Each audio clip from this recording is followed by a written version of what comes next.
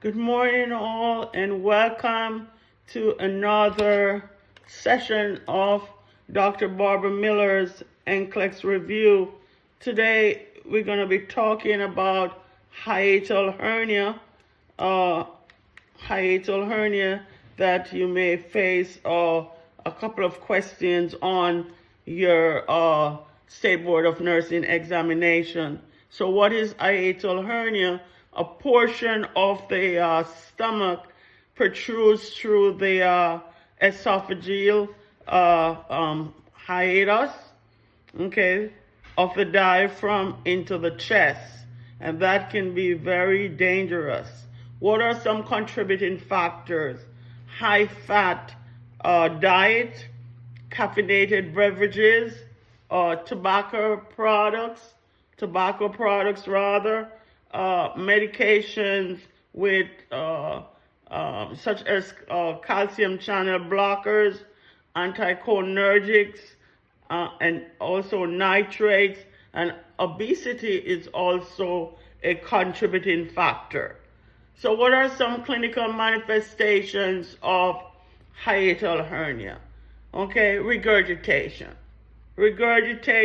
of the food content, okay, persistent heartburn and dysphagia, difficulty swallowing, belching, epigastric pain, dysphagia, also breathlessness or feeling of suffocation after eating, chest pain also that mimics angina. So what is angina?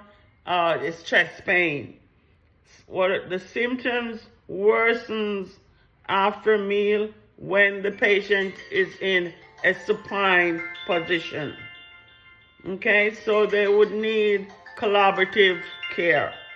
So nursing interventions, you want to prepare for barium swallower with fluoroscopy, assess the diet history. You want to encourage your patient to have small, frequent meals. Avoid eating 3 hours prior to bedtime. Sit upright 1 to 2 hours after meals. You want to instruct them to elevate the head of the bed. You want to encourage weight loss. Weight loss is paramount, okay? Their body mass index should be greater than 25. You want to avoid straining or vigorous exercise. You want to also instruct patients to wear loose fitting clothing around the abdomen, like to avoid wearing like tight girdles or underwear. Okay, you want to monitor for complications. What are some complications of hiatal hernia? Bleeding or esophageal ulcers. Okay, why? Because when the food goes down and the food, when it comes back or regurgitate, the patient will feel pain because it comes up as acid. Okay, so you want to educate the patient that they should stay away from spicy foods and all that. They also will have something called Barrett's esophagus, which also known as precancerous lesion in the esophageal area. Okay, and this also aggravates asthma. Say the patient has a history of asthma, or the patient will have chronic cough and also pulmonary fibrosis. What are some medications should they use for hiatal hernias? Antacid. Antacids to help soothe the stomach.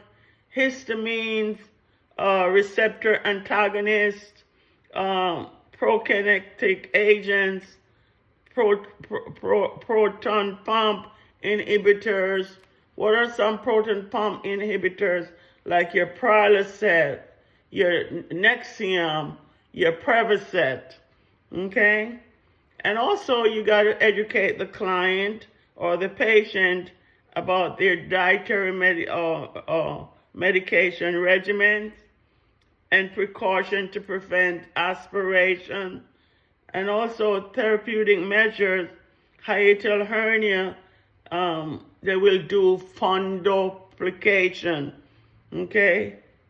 Fundoplication, F as in Frank, U as in umbrella, N as in Nancy, D as in dog, O as in orange, P as in Paul, L as in Larry, I as in image, C as in Charles, A as in apple, T as in Tom, I as in image, O as in orange, N as in Nancy, fundoplication, if other measures are ineffective. Thank you for watching this short video on hiatal hernia.